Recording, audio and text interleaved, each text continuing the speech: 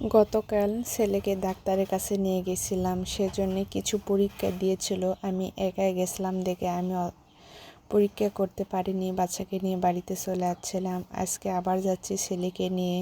আমার ছেলে খুবই অসুস্থ, যে ছেলে সব সময় দৌড়াদৌড়ি করে, অসুস্থ কারণে সে দেখুন কত সুন্দর বসেছিল।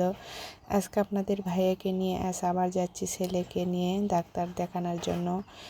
কিছু পরীক্ষা দিয়েছিল, রক্ত পরীক্ষা, পেশাব পরীক্ষা, সেগুলো আজকে করব আর ডাক্তার দেখাবো। রিপোর্ট দেখিয়ে ওষুধ লিখে দিলে সেগুলো নিয়ে চলে আসবো।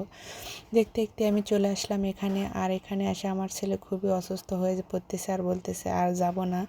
এখানে আসলে আমার ছেলে যেন ডাক্তারের কাছে যেতে চায় না, কি যেন হয় তার বুঝি না। আর এখানে আসার পর দেখি এত মানুষ হয়েছে, এতটা ভিড় কি বলবো, বাড়িতে থাকলে অতটা বোঝাই যায় না।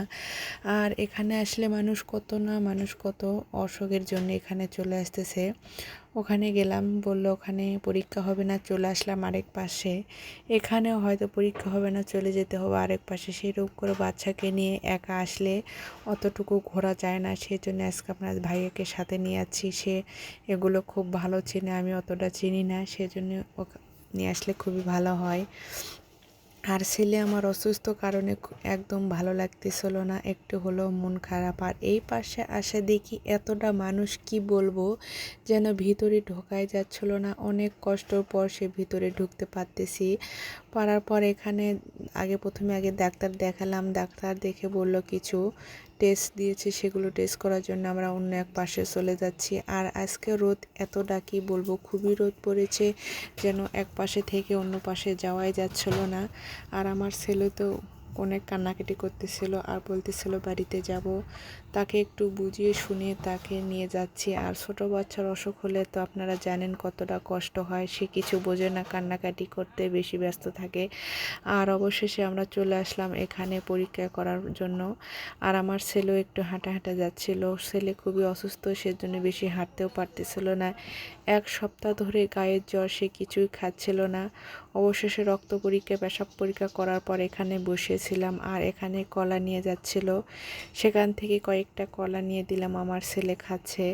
আর রিপোর্টের জন্য এখানে অনেকক্ষণ বসিয়েছিলাম।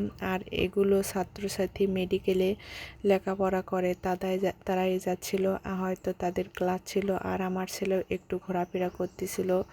রক্ত নেওয়ার সময় এতটা ভয় পেয়েছিল যে কি বলবো, 4 জন ধরেও তাকে আটকানো যায় না, এতটা শক্তি করেছিল। খুবই কান্নাকাটি করেছিল, অনেক কষ্ট পর তাকে কান্নাটা একটু থামানোর পর এখানে বসেছিলাম।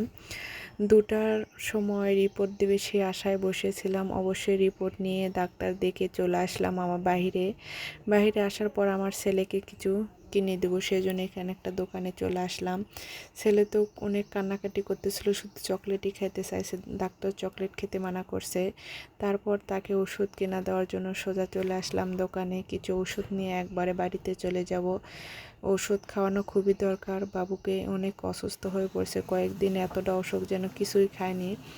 ওষুধ নেওয়ার পর আপনাদের ভাইয়া নেখে নিচ্ছিল কোনটায় কীরকম করে ওষুধ খাওয়া লাগবে। আর আমাদের ভিডিও আপনাদের কেমন লাগে অবশ্যই কমেন্ট করে জানাবেন।